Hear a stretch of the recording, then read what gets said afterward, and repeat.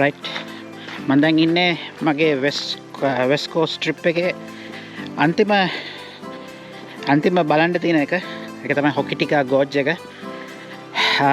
I think මෙච්චර දුර ආපු එකේ ඉඳලා ඒක බලන්න නැතුව යන එක කිසි තේරුමක් නැහැ නේ. ඉතින් දැන් මේ ආවා විතරයි. ඉතින් අපි ගිහලා බලමු කොහොමද කියලා. මේක තමයි මේ Hokitika Gorge එකේ විස්තරයක් දාලා තියෙනවා. මම මෙතන ඉන්නේ. මෙතන එක platform එකක් තියෙනවා. suspension bridge එකක් තියෙනවා. මුළු walk එකම මම හිතන්නේ කිලෝමීටර් 2ක් වගේ තියෙනවා. ගිහලා බලමු කොහොමද කියලා. දැන් වෙලාව 4යි. හිතනවා මේ ඉක්මනට මේක බලලා ඉවර කරලා මේ ආපහු ක්‍රයිස්ට් චර්ච් යන්න පුළුවන් කියලා. ගිහලා බලමු.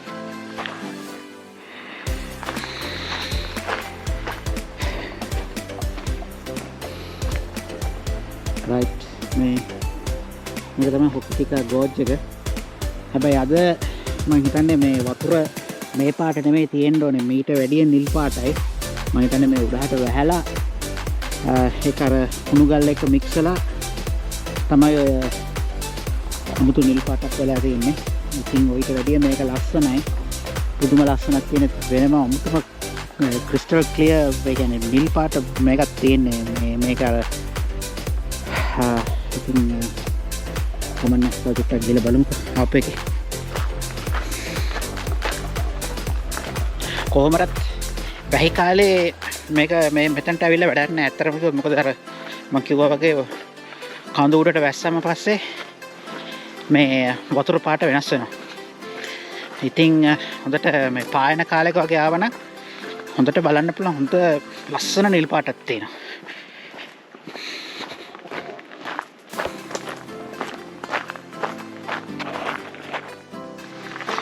මේක තමයි මේ Hokitika Gorge වල තියෙන මේ suspension bridge එක.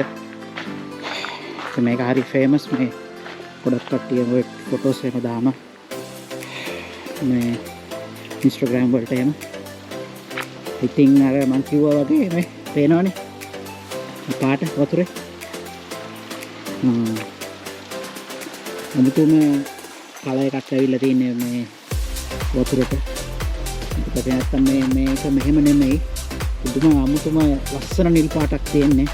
ඒකයි මේ Hokitika Gorge එක හරිම famous ඒ නිල් පාට වතුරට. ඉතින් අද හරි අන්ලකි ඉතින් මේ වැස්සට මේ පාට වෙනස් වෙලා.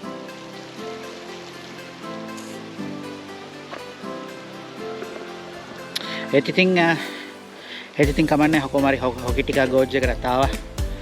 ඉතින් මම දැන් ආයෙ මෙතනින් එහාට මම කන්ටිනියු කරන්නේ නැහැ. මම දැන් එහෙම මම ආපහු කාර් පාක් එකට ගිහිල්ලා එහෙම මම එනවා ක්‍රයිස්ට් චර්ච්. මොකද මට ඒකට වෙලාව ඉතුරු කරගන්න පුළුවන්. එහෙනම් හරි එහෙනම් මේ මගේ වෙස්ට් කෝස්ට් ට්‍රිප් එක බලපු හැමෝටම එහෙනම් ස්තුතියි. ආයෙ අපි තව ට්‍රිප් රිපෝට් එකකින් එන හම්බෙමු එහෙනම්. හැමෝටම එහෙනම් ජය. good luck. god bless.